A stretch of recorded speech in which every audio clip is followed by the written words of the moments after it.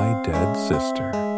Updated her Facebook status. Don't forget to subscribe if you're brave enough to stay until the end.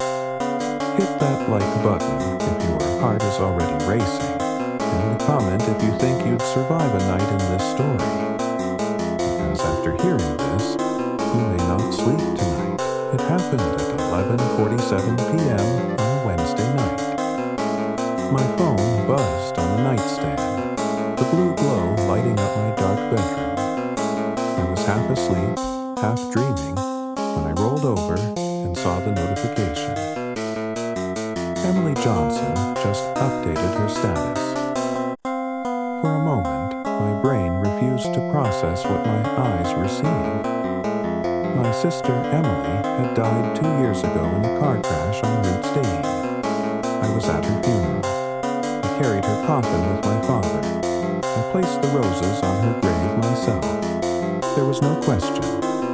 Emily was gone. Yet her profile photo stared back at me, smiling the same way she always did in that faded summer picture we'd used for the obituary. And beneath it, a status update appeared, posted just a minute earlier. I'm not resting. I'm coming home. My hand trembled so hard the phone almost slipped from my grasp. I blinked, rubbed my eyes, and refreshed the app. The post was still there. The comments were already filling up, some friends laughing, calling it a sick prank. Others asking if the account had been hacked. But the strangest part wasn't just the words. It was the location tag attached beneath the update. It said, posted from Johnson Family Residence. That was my house. I sat upright in bed, my chest pounding so hard it felt like it might burst. Every vase in the dark hallway outside my room suddenly sounded louder. The hum of the refrigerator downstairs, the creak of the old wood frame in the walls, and then something softer. A shuffle, like footsteps. But that wasn't where the story began. To understand the night my dead sister came back online, you have to go back before the crash. Back to the secrets Emily never told anyone but me. Emily was 19 when she died. Older than me by 3 years, smarter than me by 10. She wasn't just my sister. She was my best friend. My shield. She had dreams of leaving our small town in Pennsylvania, going to college in Boston, escaping the weight of our family's history. But the last year before her death, she changed. She was always on edge, always checking her phone, sometimes in tears after midnight calls she wouldn't explain. I remember one night, weeks before the accident, I walked past her room and saw her laptop open. She was typing furiously into Facebook Messenger, her face pale, her hands shaking. I asked who she was talking to. She slammed the laptop shut and told me never to ask again. Her voice wasn't angry. It was scared, terrified. The next morning, she acted like nothing happened. She put on her makeup, drove me to school, and sang along to the radio like she always did. But I never forgot the look in her eyes. The night of the crash, Emily had been driving back from work at the diner. The police said she must have lost control on the slick road, her car flipping over the guardrail. They said she died instantly, but something in me never believed it was that simple. Her phone was never recovered. And the police report mentioned the car doors were locked from the outside. They said it was a mechanical glitch. My father accepted that answer. My mother cried herself into silence. But me, I never stopped wondering. And now, 2 years later, she had posted from my house. The next day at school, I couldn't concentrate. Everyone was talking about it. Emily's post had spread fast.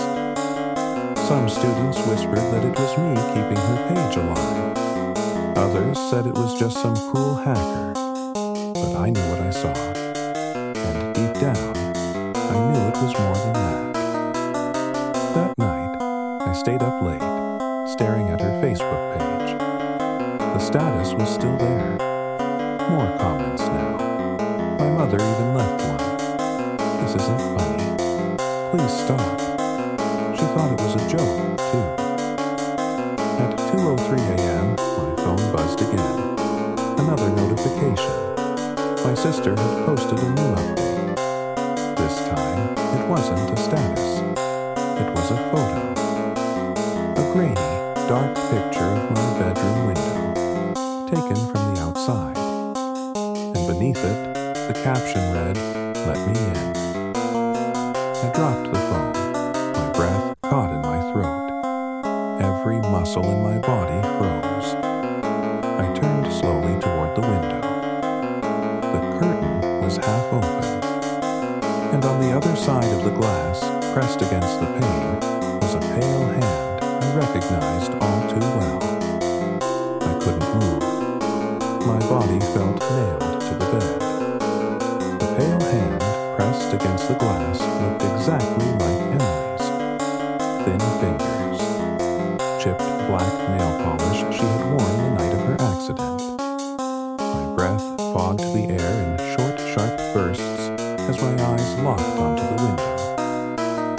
Then, just as suddenly as it appeared, the hand slid away, vanishing into the night.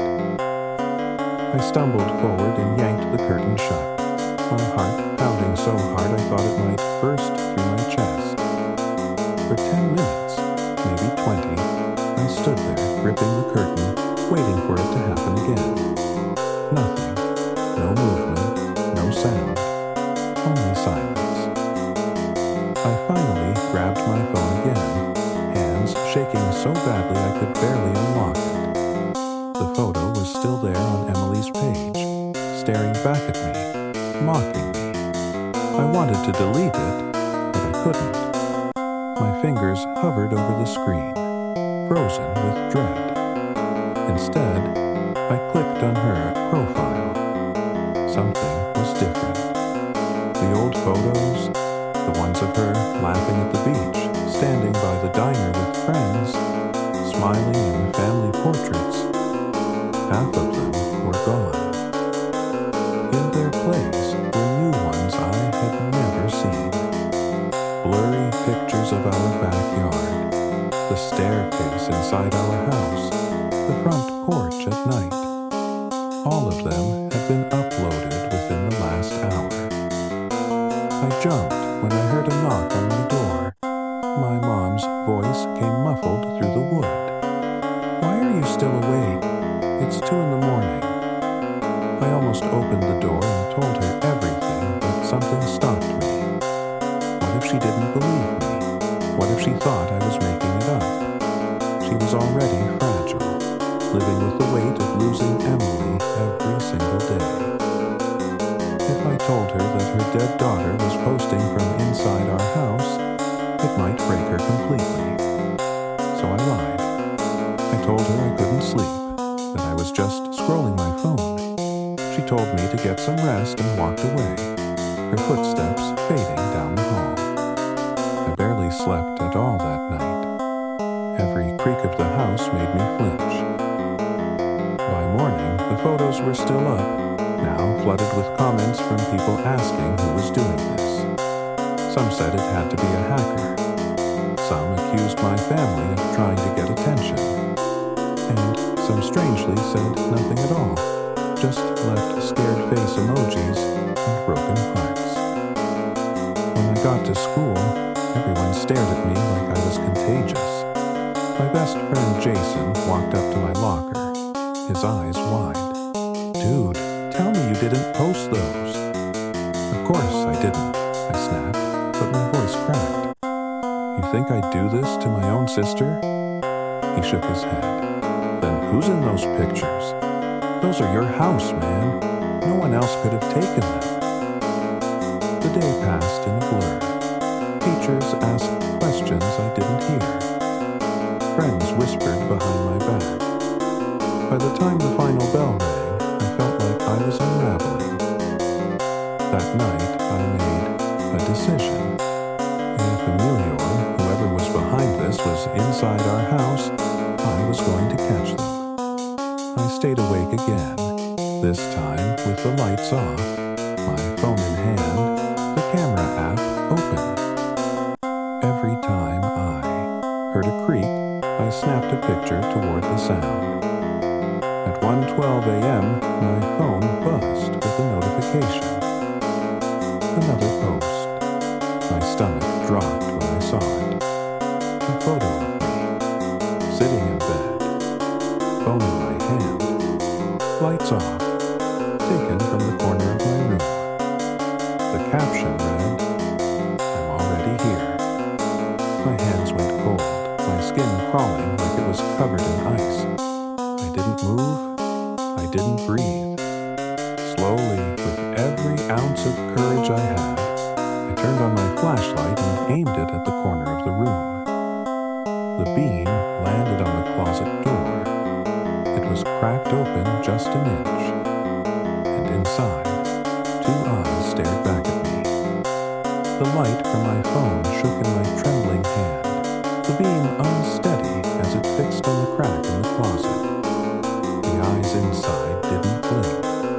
They just stared, unmoving, cold, and unhuman in their stillness. I couldn't scream, couldn't even call for help. My throat locked up as I stepped backward toward the door. Each creak of the floor beneath me sounded like thunder. Then, without warning, the closet door creaked wider. Slowly, as if whoever or whatever was inside wanted me to watch. I dropped my phone. The light spun across the floor, throwing wild shadows on the walls. By the time I grabbed it again, the closet was empty. The eyes were gone. But the smell lingered. Damp, rotten, like soil and rust. My chest heaved as I forced myself to walk forward and yank the door open. Nothing. Just my clothes on hangers, shoes on the floor, boxes stacked on the shelf. But at the very back, shoved against the wall, was something new. A folded piece of notebook paper. With shaking hands, I opened it. 4 words stared back at me in familiar handwriting. "Stop ignoring me, Sam." It was Emily's handwriting. I stumbled back, my vision blurring with fear and disbelief. The room felt smaller, the walls closing in, the air heavy. I shoved the note into my pocket and ran down the hall to my parents' room. I almost burst inside, but then I stopped. Through the door, I heard them talking in hushed voices. My dad sounded angry. "It has to stop. Whoever's doing this is going too far." My mom's voice cracked. But what if it really is her? What if Emily's trying to tell us something? My knees weakened. They knew. They'd seen the posts too. But instead of telling me, they were keeping it quiet, pretending it wasn't happening. The next morning, I confronted them at the breakfast table. My hands slammed against the wood, rattling the plates. "Why didn't you tell me?" My dad's jaw tightened. "Because it's a sick prank. Someone hacked her account, that's all." My mom's eyes darted to me full of fear. "Sam, what if it's not? What if she's reaching out?"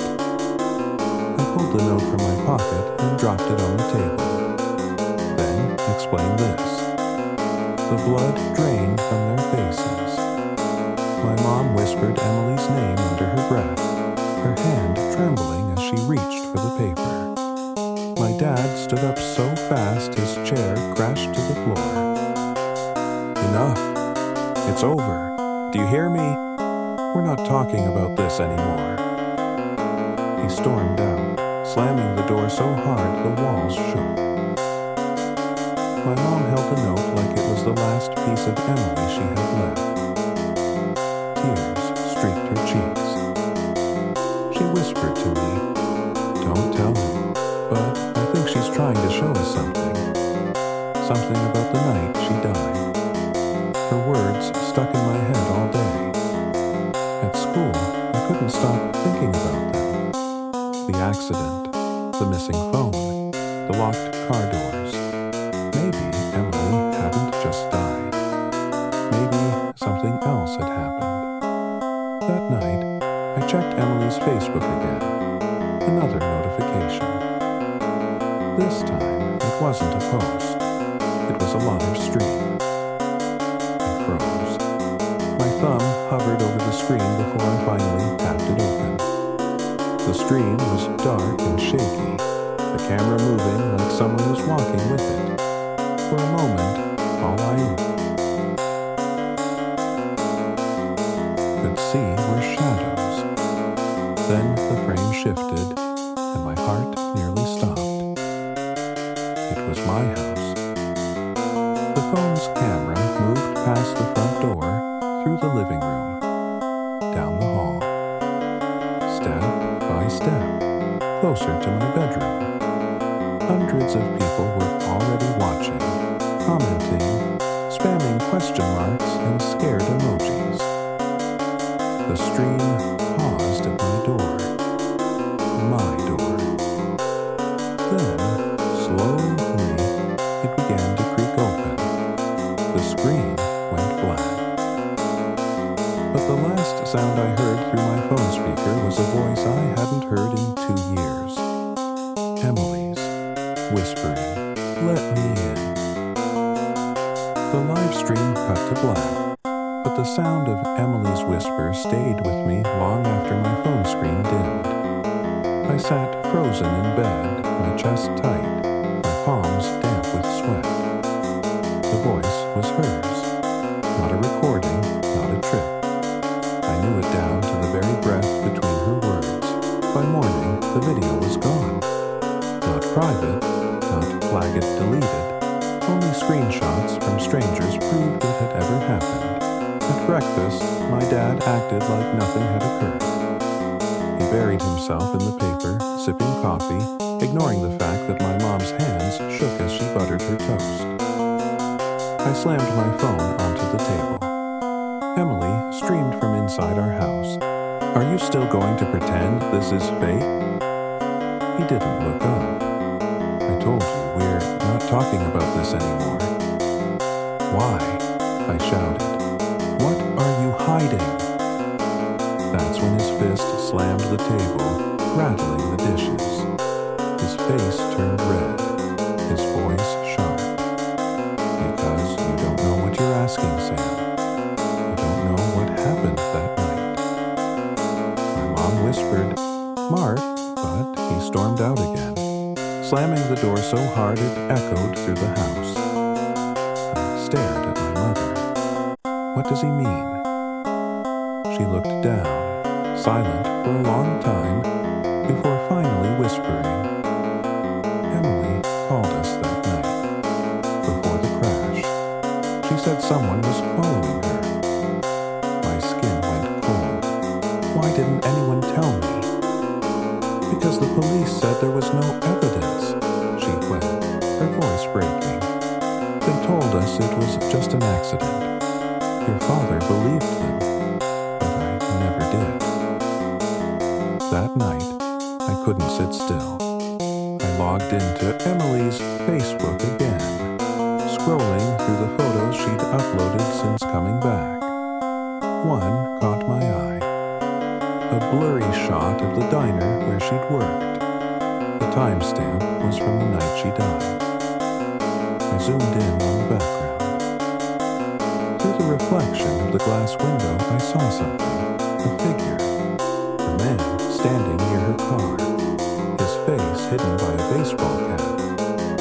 My heart raced. I knew that diner. I knew that parking lot. The next day, I skipped school stranger, a tired-looking woman named Linda recognized me immediately. "You're Emily's brother," I nodded. "I need to know something. Do you still have the cameras from outside?"